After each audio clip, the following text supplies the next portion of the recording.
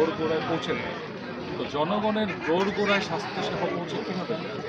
আজকে ভালো একটা ডক্টর যদি দেখাইতে হয় তাহলে হয়তো মুন্সিগঞ্জ সদরে যেতে হবে, নাহলে তাকে ঢাকা যেতে হবে।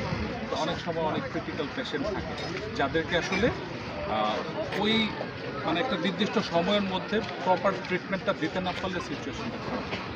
ইচ্ছা থাকলেও সামর্থ্য থাকলেও কিন্তু তারা ওই ট্রিটমেন্টটা পেতে পারে। আর যাদের সামর্থ্য নাই তাদের কথা না জানি।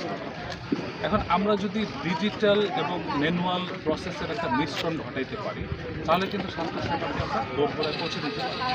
যেমন ধরেন থানা স্বাস্থ্য কমপ্লেক্স যেটা আছে এটাকে যদি আমরা ডিজিটালি আরও আধুনিক করতে পারি, আমরা যদি কথা এই যে হাসাইল বাটার ইউনিয়নের এই চরে যদি আমাদের একটা উপকেন্দ্র থাকে, যেই কেন্দ্রটার থ্রুতে আমরা ডিজিটাল মিডিয়াকে কানেক্ট করাইতে পারি এবং ওইখানে যদি আমরা আমাদের একজন রিপ্রেজেন্টেটিভ থাকে যারা জনমানুষকে সম্পৃক্ত করে তাদেরকে ডিজিটালি কানেক্ট করে অনলাইনে শুধু সদর হাসপাতালে না ঢাকার কোনো ডাক্তারের সাথেও কিন্তু কানেক্ট।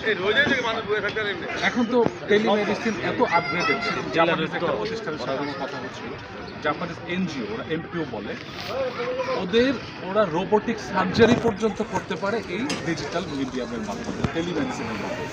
ধরেন একটা ক্রিটিক্যাল হার্ট সার্জারি, হার্টের পেশেন্ট, এবং ধরেন আপনার কোনো প্রেগনেন্ট লেডি এই চলে, তাকে কিভাবে সেবা দেবে, তার তো সময়টা কম।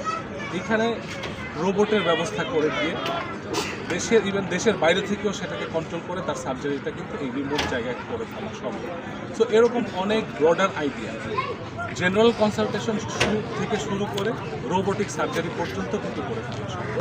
সো ডিজিটাল রেভলিউশন আনা যায়। তারপরে ধরেন এই যে আমাদের রাস্তাঘাট, আমি বিভিন্ন সময় যারা ভালো পলিটিশিয়ান তারা আসলেই দেশের এই পর্যন্ত যা প্রোগ্রেস হয়েছে দলমত নির্বিশেষে আমি তাদেরকে অবশ্যই ধন্যবাদ। এই যে আজকের রাস্তাঘাট, আমি এক সময় এক হাতে বই নিয়ে আরেক হাতে সাতটাইয়া নদী পার হয়েও স্কুলে গিয়েছে, বাট আজকের বাচ্চাদের সেটা করতে হয় না, কিন্তু তারা করেছে। বাট এখন এটা আধুনিকায়ন প্রয়োজন, প্রত্যেকটা এই আধুনিকায়ন নিয়ে কাজ করবো ইনশাআল্লাহ। অনেক ধন্যবাদ আপনাকে, অনেক ধন্যবাদ।